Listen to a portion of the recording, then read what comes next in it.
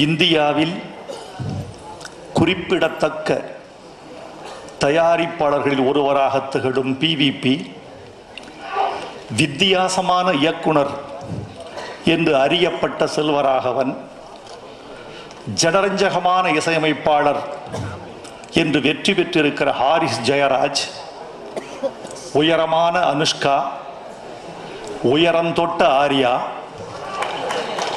இத்தனை பெரிய படை அமைந்திருக்கும் பொழுது இந்த படம் வெற்றி பெறாமல் போவதுதான் ஆச்சரியமே தவிர வெற்றி பெறுவதில் எந்த ஆச்சரியமும் இல்லை.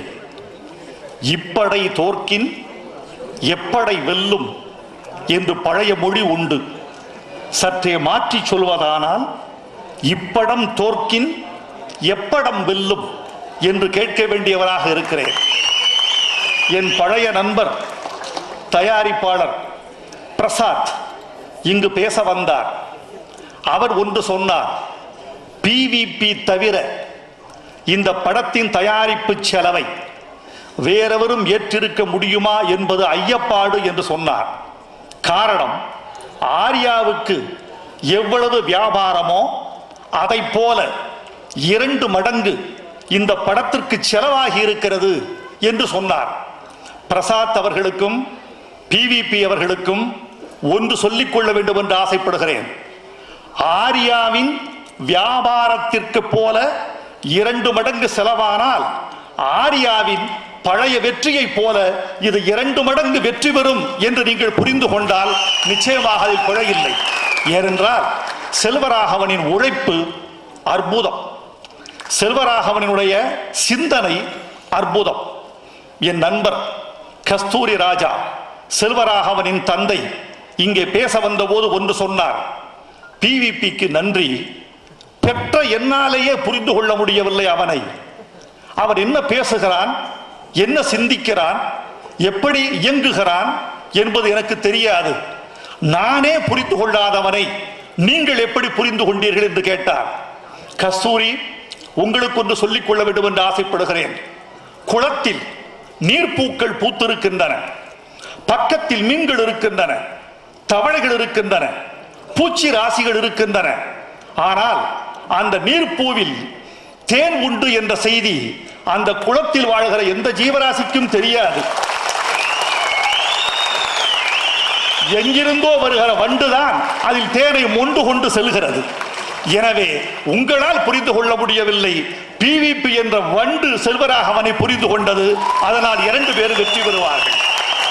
நண்பர்களே, ஆண்டுக்கு தமிழ் திரைப்படம் 200 வெளியாகிறது. ஒரு படத்திற்கு சராசரியாக 5 பாடல்கள் என்று சொன்னால் 1000 பாடல்கள் எழுதப்படுகின்றன. இந்த 1000 பாடல்களில் 10 பாடல்கள் மட்டும்தான் முத்து பாடல்கள். அந்த 10 பாடல்களில் ஒன்றாக இந்த 2ஆம் உலகத்தில் ஒரு பாடல் இடம்பெறுவதற்கான சாத்தியக்கூறு இருக்கிறது என்று எனக்கு தோன்றுகிறது. காரணம், யாருக்கு நல்ல பாட்டு அமையும் தெரியுமா? எவன் இலக்கிய தேடல் கொண்ட இயக்குனனோ, எவன் மொழி காதல் கொண்ட இசையமைப்பாளனோ, இவர்கள் 2 பேருக்கும் நல்ல பாட்டு அமையும். ஹாரிஸ் ஜெயராஜுக்கும் செல்வராகவனுக்கும் அந்த இலக்கிய தேடல் உண்டு, மணிரத்னத்திற்கு உண்டு, பாரதி ராஜாவுக்கு உண்டு, பாலச்சந்தருக்கு உண்டு, ஸ்ரீதருக்கு உண்டு, சங்கருக்கு உண்டு. எவரவர்களுக்கெல்லாம் இலக்கிய தேடல் இருக்கிறதோ நல்ல பாட்டு அமையும். நண்பர் லிங்குசாமிக்கும் அந்த ராசி இருக்கிறது. இந்த படத்தின் பாடல்கள் நிச்சயமாக வெற்றி பெறும். நான் 30 ஆண்டுகளாக எல்லோருடன் சண்டை போட்டுக்கொண்டு ஒரு காரியம் செய்து கொண்டிருக்கிறேன். இந்த இலக்கியத்தின் சாரத்தை சினிமா பாட்டுக்குள் கொண்டு வருவதற்கான வேள்விதான் நான் நடத்தி கொண்டிருப்பது. இதனால் நிறைய இழந்திருக்கிறேன், நிறைய நட்பை இழந்திருக்கிறேன், நிறைய படங்களை இழந்திருக்கிறேன், நிறைய பணத்தை இழந்திருக்கிறேன். தமிழை மட்டும் இழக்கவில்லை. தமிழை இழக்கக்கூடாது என்பதற்காக மற்ற இழப்புகளை நான் தாங்கிக் கொள்கிறேன் என்றுதான் சொல்ல வேண்டும். இலக்கியத்தின் சாரத்தை பாட்டுக்குள் கொண்டு வருவது அபூர்வம். இதில் ஒரு விஷயத்தை பதிவு செய்திருக்கிறேன் இந்த பாட்டில். கனிமொழியே என்னை கொன்று போகிறாய், கடைவிழியால் என்னை தின்று போகிறாய் ஒரு பாட்டு. இந்த பாட்டில் ஒரு வரி எழுதியிருக்கேன். 3ஆம் உலகப் போர் என்ற என்னுடைய படைப்பில் அமெரிக்க பெண் எமிலி வானத்தில் ஒரு பறவையை பார்ப்பா, பார்த்துட்டு கேட்பா, இந்த பறவையின் வெற்றி இதில் இருக்கிறது. எல்லாம் விழிப்பானுங்க.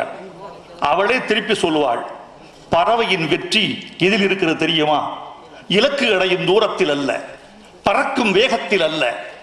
வானில் பறவைகளுக்கு வியர்வை சுரப்பிகள் கிடையாது, எந்த பறவைக்கும் வேர்க்காது. அது அல்ல பறவையின் சிறப்பு. இது தெரியுமா பறவையின் சிறப்பு? வானத்தில் பறக்கும் போது மொத்த ஆகாயத்தையும் மறக்கடித்து விட்டு தன்னை மட்டும் கவனிக்க செய்யும் தந்திரத்தில் இருக்கிறது ஒரு பறவையின் வெற்றி. ஆகாயம் மறந்து போது இவ்வளவு பெரிய வெளியை ஒரு புள்ளி உண்டு விட்டு போய்விடுகிறது. இதான் ஒரு பறவையின் வெற்றி. இதை பாட்டில் வச்சிருக்கேன். பறவை பறக்கும் போது ஆகாயம் தொலைந்து போகும், நான் உன்னை பார்க்கும் போது இந்த உலகம் தொலைந்து போகும். செல்வராகவன் கைதட்டாங்க பார்த்தீங்களா? இதுதான் தமிழுக்கு கிடைத்த பேரு.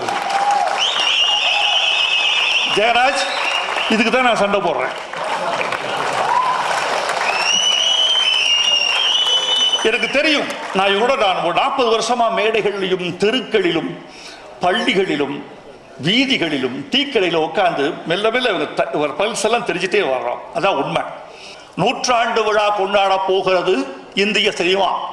100ஆண்டு விழா கொண்டாடுகிறவர்களே, சிறந்தவர்களே, உங்கள் செவிகளுக்கு ஒரு சின்ன செய்தி சொல்ல போகிறேன். நீங்கள் கொண்டாட போகிறீர்கள், மறைந்தவர்களை மட்டும் கொண்டாடி முடித்து விடாதீர்கள். வாழுகிற சாதித்தவர்களை கொண்டாடுங்கள். இவர்கள் கொண்டாடப்பட வேண்டும், இவர்கள் மறந்துவிடக் கூடாது. வாழ்ந்தவர்களை துதி கொண்டாடுங்கள், வாழுகிறவர்களுக்கு பாராட்டுங்கள். 2 பேரும் சேர்ந்ததுதான் தமிழ் சினிமா. ஏஆர் ரஹ்மான் ஒரு தமிழன் ஆஸ்கார் பரிசு வாங்கிட்டு வந்திருக்கான். பெரிய கனவுங்க, அதெல்லாம் பெரிய விஷயம். இவர்களெல்லாம் கொண்டாடப்பட வேண்டும். இவர்கள் கொண்டாடப்பட்டால்தான் அந்த விழா பூர்ணம் பெறும். செல்வராகவனுக்கு வாழ்த்துக்கள். இந்த படம் வெற்றி பெற்றுத்தான் தீரும். ஏனென்றால் இமயமலையில் ஒருவன் ஏறுகிறான் என்றால் இமயத்தில் கொடி நட்டான் என்பது ஒரு அனுபவம். நடவில்லை என்றாலும் இமயமலை ஏறிய அனுபவம் நமக்கு வெற்றி. மணிரத்னம், செல்வராகவன், பாரதி ராஜா, பாலச்சந்தர் படங்கள் எல்லாம் ஒன்று இருக்கு. ரசிகர்கள் சொல்றேன், இவர்கள் படங்களில் வெற்றி படம் தோல்வி படம் என்று எதுவும் இல்லை. புரிந்து கொள்ளப்பட்ட படம், புரிந்து கொள்ளப்படாத படம் என்றுதான் உண்டு.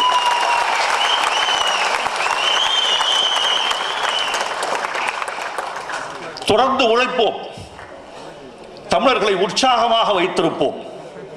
எத்தனையோ பொருள் வேட்டை, புகழ் வேட்டை, பண வேட்டை, கல்வி வேட்டை, இதற்கு மத்தியில் தமிழர்களும் இந்தியர்களும் கெட்டிப்பட்ட வாழ்க்கை வாழ்ந்து கொண்டிருக்கிறார்கள்.